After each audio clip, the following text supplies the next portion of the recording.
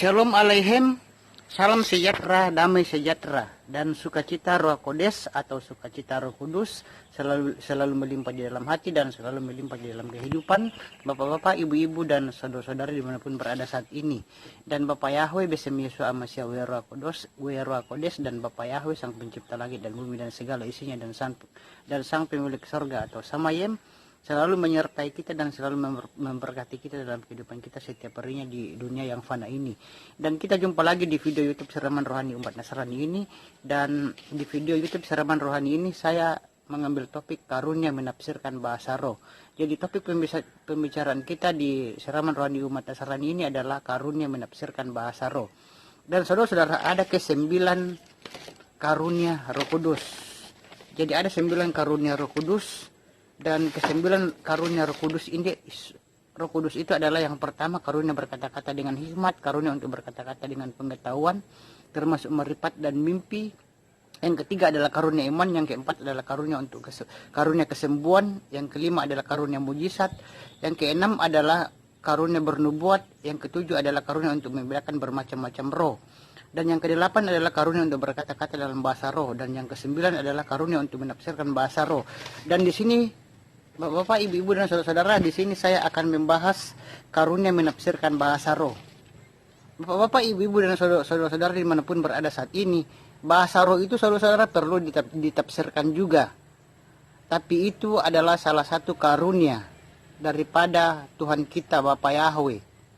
Bukan dibuat-buat manusia, tapi benar-benar dari Roh Kudus atau Roh Kudus atau Roh Kodes.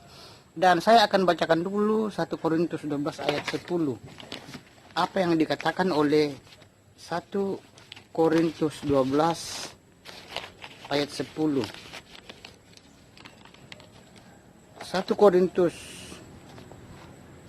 Korintus 12 ayat 10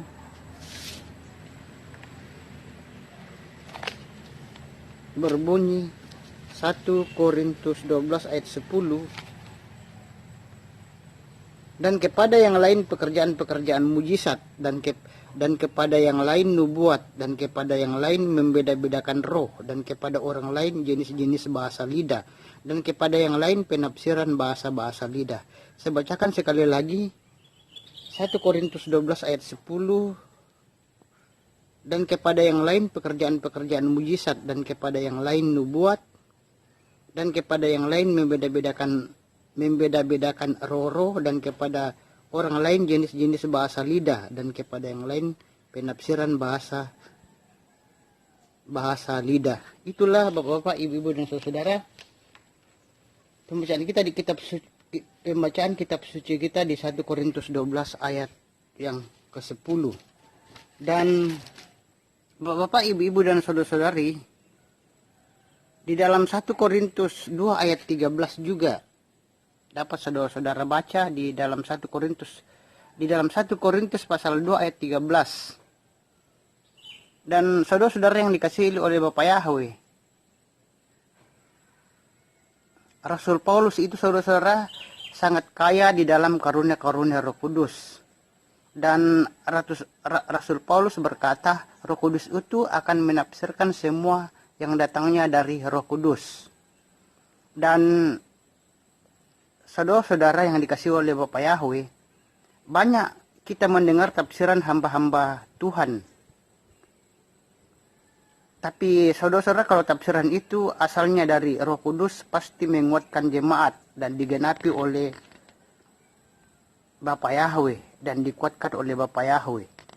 Dan saudara-saudara yang dikasihi oleh Bapak Yahweh, di mana firman Tuhan, firman Tuhan itu berkata di dalam 1 Korintus pasal 2 ayat 10 sampai 12 berkata, yang tidak dilihat oleh manusia itu kita bisa melihatnya dengan mata rohani, dan itu adalah termasuk dalam karunia marifat yang tidak didengar oleh telinga jasmani.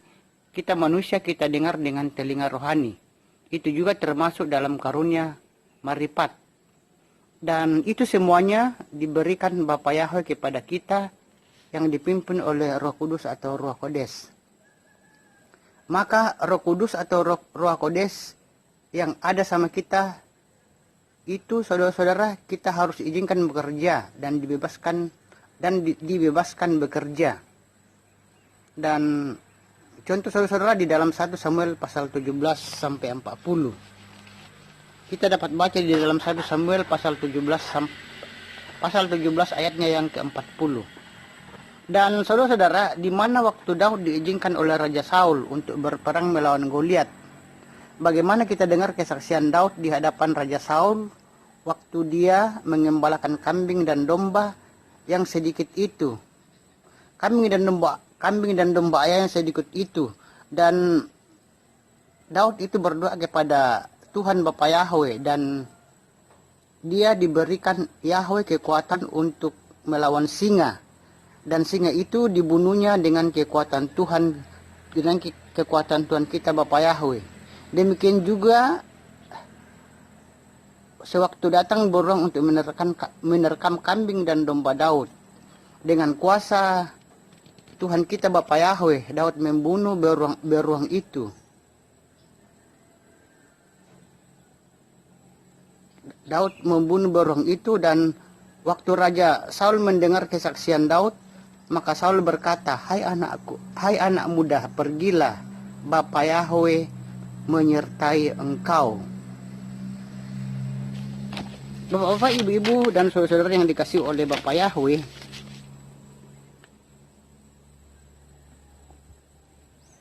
tetapi dengan kuasa Bapa Yahweh itu, Daud berani melawan Goliat. Dan saudara-saudara, Goliat yang sering menghina barisan Tuhannya bangsa Israel, maka Daud berkata kalau Goliat memakai pedang, tetapi Daud memakai kuasa Bapa Yahweh. Dan Bapa Yahweh yang berperang, Bapa Yahweh lah saudara-saudara yang berperang menggantikan Daud. Sehingga waktu Raja Saul memberikan pedang dan pakaian jubah yang tahan ditikam dan tahan terhadap benda-benda yang lainnya, tetapi karena terlalu kebesaran menurut Daud, sehingga dan Daudnya kecil, maka Daud melepaskan jubah tersebut, dan Daud tidak memakai jubah yang diberikannya itu. Dan juga karena pakaian itu, Daud tidak bisa berjalan dengan bebas atau berlari dengan bebas. Dan saudara-saudara, Daud merasa tidak nyaman dengan pakaian tersebut. Maka Daud hanya memutuskan untuk memakai baju biasa saja. Dan Daud itu, saudara-saudara, dalam melawan Goliat, dia membawa umban atau biasa juga disebut dengan ketapel. Dan saudara-saudara, Daud mengambil atau memilih 5 batu. Dan saudara-saudara dimanapun berada saat ini, 5 batu itu adalah menunjukkan atau menafsirkan nubuatan. Jadi mengapa Daud tidak mengambil 3, 10 atau 15 atau 20 batu? Kenapa Daud mengambil 5 batu itu? Itu menunjukkan 5 batu itu menafsirkan ini adalah nubuatan. Jadi 5 batu itu menafsirkan nubuatan tentang Yesus Masias di kayu salib. Dan di mana 5 luka tersebut adalah 1 di bagian kaki, 2 di tangan kiri dan tangan kanan Yesus Masias, dan di kepala, 1 juga di kepala mahkota duri, dan 1 lagi di bagian lambung. Jadi ada 5 semuanya, saudara-saudara. Dan saudara-saudara yang dikasihi oleh Bapa Yahweh, 5 luka Yesus Masias itu melambangkan tafsiran saudara-saudara. Jadi 5 batu yang diambil Daud itu melambangkan tafsiran. Melambangkan tafsiran penderitaan Yesus Hamasiah di kayu salib. Dan 5 Tuhan Yesus Hamasiah dan 5 luka Yesus Hamasiah, maka dosa kita diampuni saudara-saudara dan disucikan oleh darah Yesua. Dan dengan bilur-bilur Yesus Hamasiah, darahnya yang beku dan segala macam penyakit kita itu disembuhkan, termasuk penyakit virus corona saudara-saudara yang sedang menimpa kita pada saat ini. Dan yang miskin diberkati dan berkecukupan saudara-saudara. Dan semua masalah-masalah dan persoalan kita telah dibayar dengan 5 luka Yesus Hamasiah di kayu salib. Dan semuanya itu saudara-saudara itu sudah dibayar di kayu salib. Dan luar biasa saudara-saudara, luar biasa. Baru 1 batu saja saudara-saudara yang diambil oleh Daud langsung diketapel atau diumban ke Goliat. Dan batu itu saudara-saudara saudara langsung mengenai dahi Goliat, dan langsung Goliat jatuh, roboh dan mati saudara-saudara. Dan di sini ceritanya saudara-saudara, sewaktu Daud berperang melawan Goliat,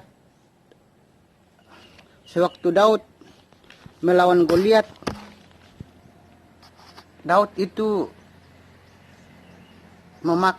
hanya memakai ketapel saudara-saudara atau umban, dan dengan 1 batu saja langsung mengenai dahi Goliat, dan Goliat itu langsung jatuh, terkapar, jatuh roboh dan mati.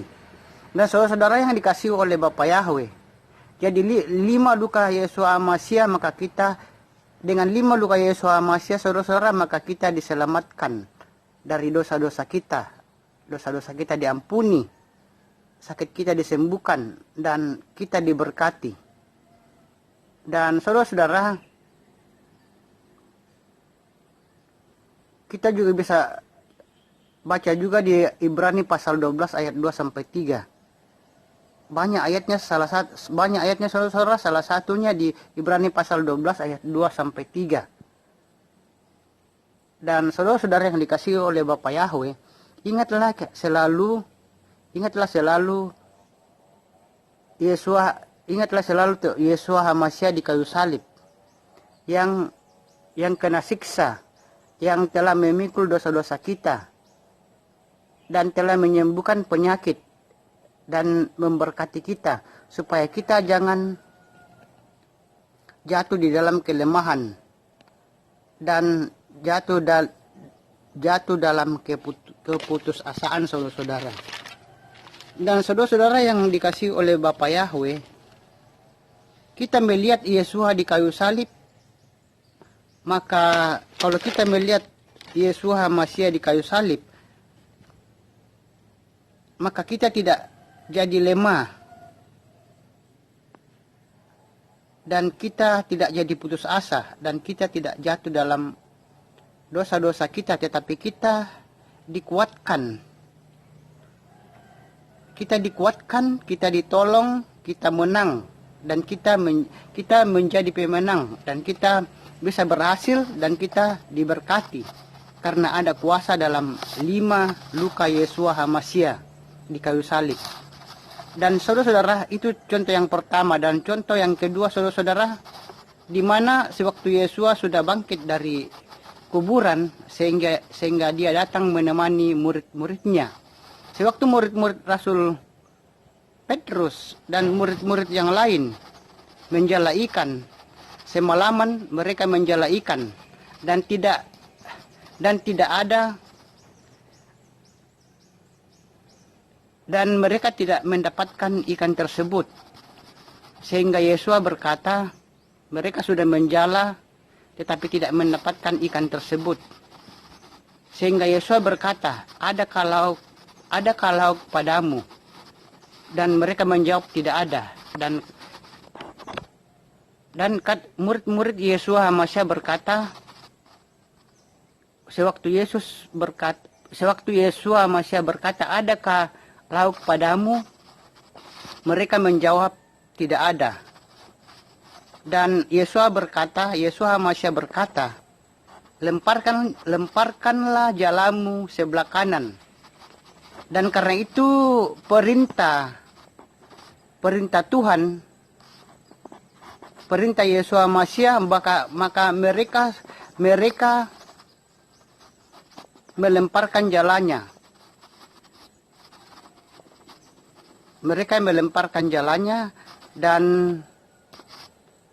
karena ini adalah perintah Tuhan Yesua Hamasya, maka dilemparkanlah jala sebelah kanan oleh murid-murid Yesua Hamasya.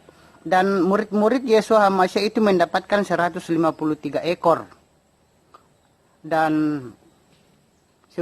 jadi saudara-saudara yang dikasih oleh Bapak Yahweh, sewaktu murid-murid Yesua Hamasya melemparkan jalannya, mereka mendapatkan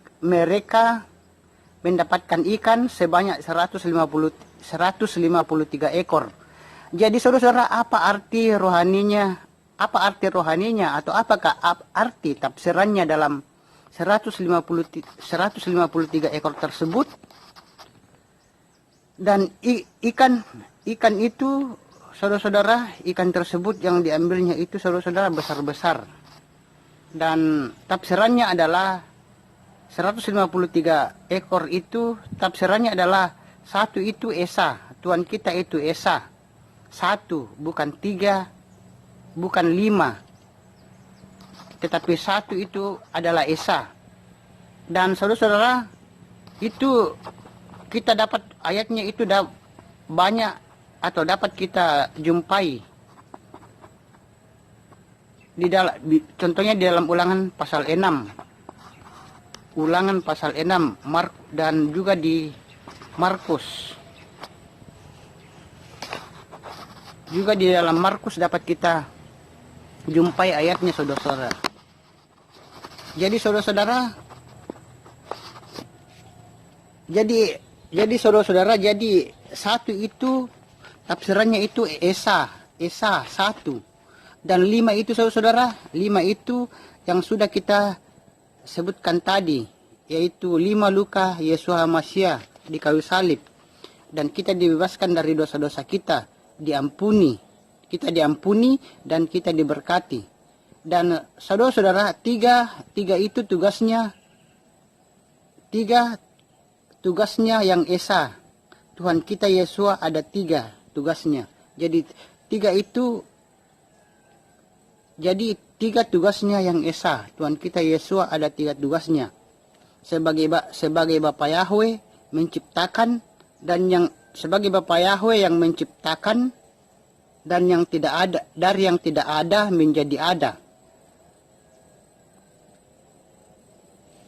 Jadi langit, jadi bumi, juga jadi darat, dan jadilah segala-galanya. Jadilah segala-galanya yang diciptakan oleh Bapa Yahweh. Dan saudara-saudara yang dikasihi oleh Bapa Yahweh,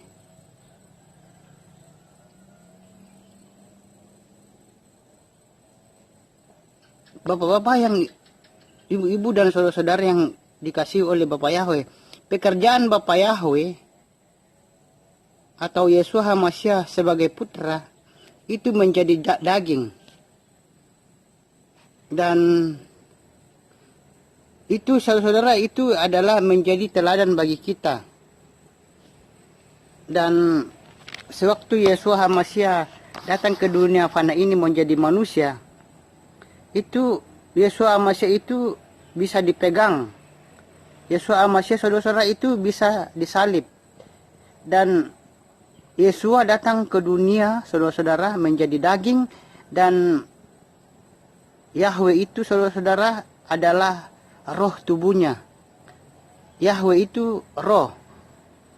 Saudara-saudara, Yahweh itu Tuhan kita Yahweh itu adalah roh dan tubuhnya adalah Yesua Masya yang telah menjadi daging, yang telah turun ke dunia ini menjadi manusia, di mana menjadi manusia yang bisa disalib, bisa dicambuk, bisa dipukul, dan makan, minum seperti kita manusia. Dan saudara-saudara yang dikasih oleh Bapak Yahweh, kemudian 3 yaitu tugasnya Roh Kudus. 3 itu adalah tugasnya Roh Kudus. Jadi Roh Kudus tugasnya menghibur, Roh Kudus tugasnya saudara-saudara menghibur, menolong, mengingatkan, membawa kita ke jalan kebenaran, dan mengangkat kita nanti ke sorga atau Samayem, berjumpa dengan Yesua Hamasya di sorga atau Samayem. Jadi saudara, 1 tambah 5 6, 6 tambah 3 9. Jadi 9 karunia Roh Kudus. Sekali lagi saudara, jadi 1 tambah 5 6, 6 tambah 3 9. Jadi 9 karunia Roh Kudus. 9 karunia Roh Kudus alat untuk melayani Tuhan kita Bapa Yahweh. Dan 9 buah Roh Kudus menjadi berkat dan menjadi garam bagi semua orang. Dan dengan 9 buah Roh Kudus, gereja Bapa Yahweh akan disatukan. Dan dengan 9 buah Roh Kudus, maka gereja akan disempurnakan. Dan sesudah itu datanglah Tuhan kita Yesus Masya kedua kalinya ke dunia ini. Jadi saudara-saudara yang dikasihi oleh Bapak Yahweh, jadi ini harus terjadi. Ini harus terjadi, dan itulah yang disebut dengan tafsiran di dalam roh. Itulah yang disebut dengan tafsiran di dalam roh, saudara-saudara.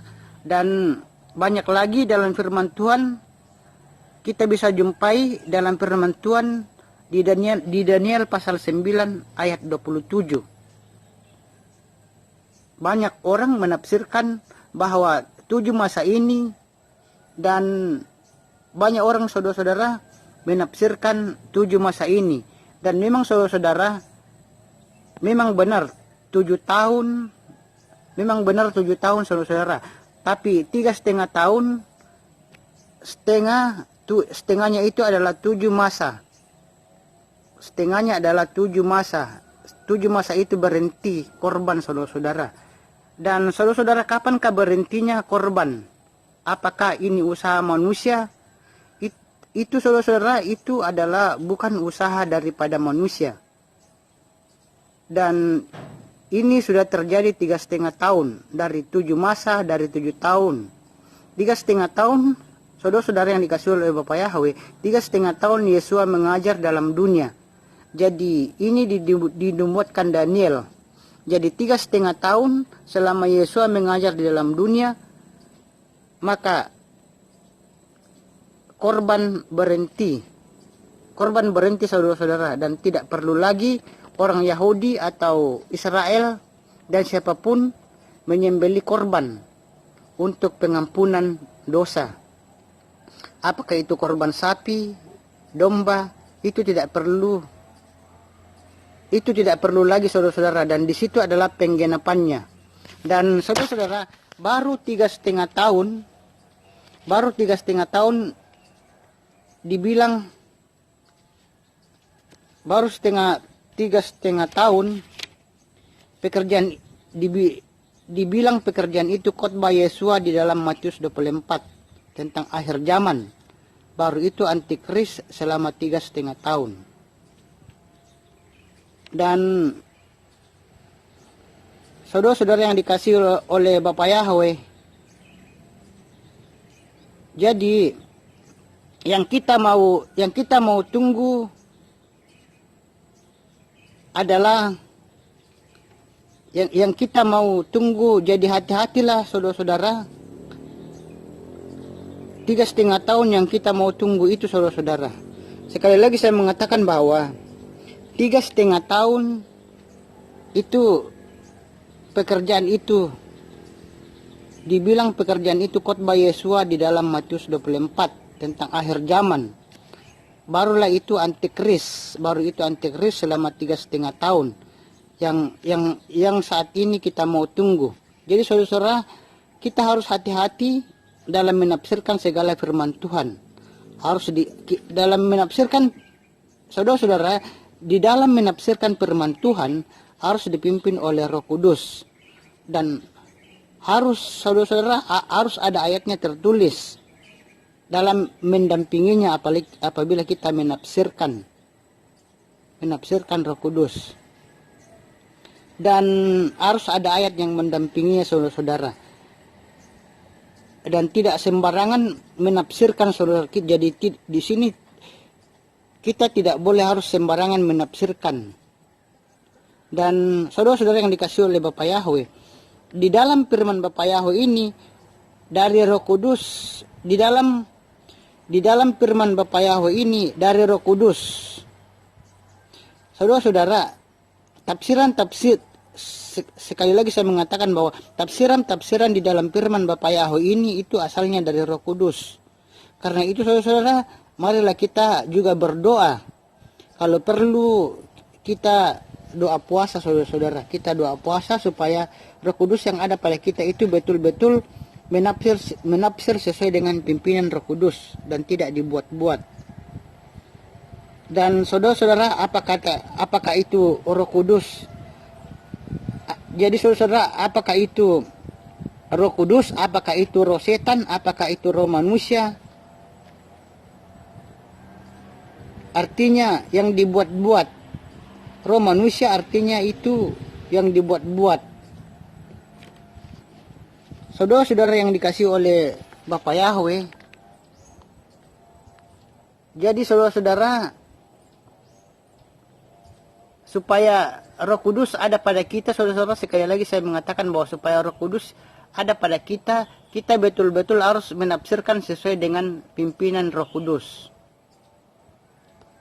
Dan saudara-saudara yang dikasih oleh Bapak Yahweh, karunia untuk membedakan bermacam-macam roh yang sudah disampaikan saya sampaikan atau saya bahas di video yang lain, itu pun harus bekerja. Saudara-saudara. Jadi saudara-saudara, marilah saudara-saudara yang dikasih oleh Bapak Yahweh untuk menafsirkan bahasa roh ini. Dan saudara-saudara, memang itu dalam menafsirkan bahasa roh itu tidaklah mudah. Tetapi semua yang ditulis ini, yang sudah ditabur ini, pasti saudara-saudara berbuah demi kesempurnaan gereja, demi kesempurnaan kehilat atau gereja Bapak Yahweh. Dan saudara-saudara, biarlah saudara-saudara Bapak Yahweh memberkati kita dan semua yang mendengar firman Bapak Yahweh ini. Saudara-saudara, biarlah Bapak Yahweh memberkati kita dan semua yang mendengarkan firman Bapak Yahweh yang telah kita sampaikan ini dapat kita bisa mengerti dan kita bisa pahami. Dan saudara-saudara, di sini saya katakan bahwa sebelum antikris datang, saudara-saudara, sebelum antikris muncul, Roh Kudus akan bekerja. Dan Roh Kudus itu akan bekerja, saudara-saudara, dengan dahsyat. Jiwa-jiwa, saudara-saudara, jiwa-jiwa akan banyak berdatangan untuk bertobat. Dan yang sakit itu akan disembuhkan, yang mati akan dibangkitkan dalam nama Yesus Masya.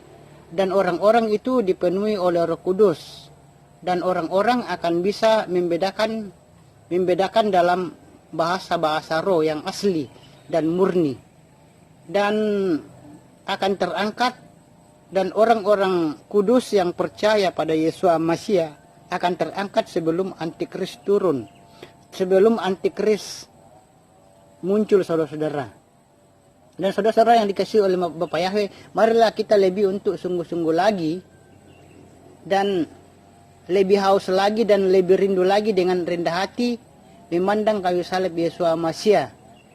Dan biarlah Roh Kudus atau Roh Kodes bekerja sehingga kita setia sampai akhir untuk melayani Bapak Yahweh, sesuai dengan rencana Tuhan, dan nama Yesus Amasia itu dipermuliakan dan diagungkan. Saudara-saudara, bapak, ibu-ibu, dan saudara-saudara yang dikasihi oleh Bapak Yahweh, marilah kita, kalau perlu, marilah kita untuk berdoa kepada Tuhan kita Bapak Yahweh. Kalau perlu kita melakukan doa puasa supaya Roh Kudus atau Ruach Kodes yang ada di dalam diri kita itu betul-betul menafsirkan bahasa roh yang sesuai dengan pimpinan Roh Kudus. Jadi sekali lagi saya mengatakan, marilah kita untuk berdoa. Kalau perlu kita mengadakan doa puasa supaya Roh Kudus yang ada di dalam diri kita masing-masing itu betul-betul menafsirkan bahasa roh sesuai dengan pimpinan Roh Kudus. Bukan kita menafsirkan bahasa roh itu yang dipimpin oleh roh setan atau roh manusia. Karena kalau dipimpin oleh roh setan atau roh manusia itu bertentangan dengan Tuhan dan tidak berkenan di hadapan Tuhan. Dan yang berkenan di hadapan Tuhan dan yang benar adalah kita menafsirkan bahasa roh itu harus dipimpin oleh Roh Kudus. Jadi kita tidak boleh sembarang menafsirkan bahasa roh. Dan bahasa roh yang benar itu adalah bahasa roh yang dipimpin oleh Roh Kudus atau Ruach Kodes, bukan bahasa roh yang dipimpin oleh roh setan atau roh manusia. Dan saudara-saudara, sekian, sampai jumpa lagi di video yang lain dengan topik yang lain. Dan sudah ada saudara-saudara pendeta yang berdoa, minta doa supaya dia bisa menafsirkan bahasa roh. Dan pendeta dan hamba Tuhan itu saudara-saudara, dia sudah bisa menafsirkan bahasa roh karena dia berdoa kepada Tuhan, kepada Bapak Yahweh untuk supaya dia bisa dikarunai untuk menafsirkan bahasa roh. Dan di dalam khotbahnya dia sudah bersaksi bahwa dia bisa menafsirkan bahasa roh. Dan saudara-saudara, bahasa roh yang benar itu adalah bahasa roh yang dipimpin oleh Roh Kudus, bukan yang dipimpin oleh roh manusia atau roh setan. Dan marilah kita sekali lagi berdoa supaya kita juga bisa diberikan karunia untuk bisa menafsirkan bahasa roh. Dan jangan sekali-kali menafsir kalau bukan dipimpin oleh Roh Kudus. Jadi kita harus menafsir itu harus dipimpin oleh Roh Kudus. Janganlah kita sembarangan menafsir-nafsir saudara-saudara. Karena kalau kita sembarang menafsir itu bertentangan dengan firman Tuhan dan kita akan mendapat hukumannya nanti saudara-saudara. Dan Bapak, Ibu, dan saudara-saudari, sekian, sampai jumpa lagi di video yang lain dengan topik yang lain. Dan Bapak Yahweh Besem Yesus Amasia Roh Kudus selalu menyertai dan memberkati kita dalam kehidupan kita setiap harinya di dunia fana ini. Dan saudara-saudara yang dikasihi oleh Bapak Yahweh, sebelum kita mengakhiri siraman rohani umat Nasrani ini dengan judul karunia untuk menafsirkan bahasa roh, baiklah kita berdoa terlebih dahulu. Bapak Yahweh yang ada di dalam surga atau Samayim, Bapak Yahweh pemilik surga atau Samayim, Bapak Yahweh yang Maha Pengasih lagi Maha Penyayang, pencipta langit dan bumi dan segala isinya, terima kasih kami mengucap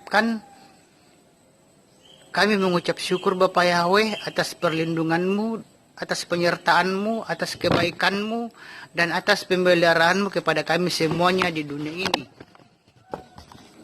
dan juga atas pemeliharaanmu dan kekuatan yang Bapa berikan kepada kami dan kesehatan yang Bapa Yahweh berikan kepada kami. Kami mengucapkan semuanya itu terima kasih kepadamu Bapa Yahweh.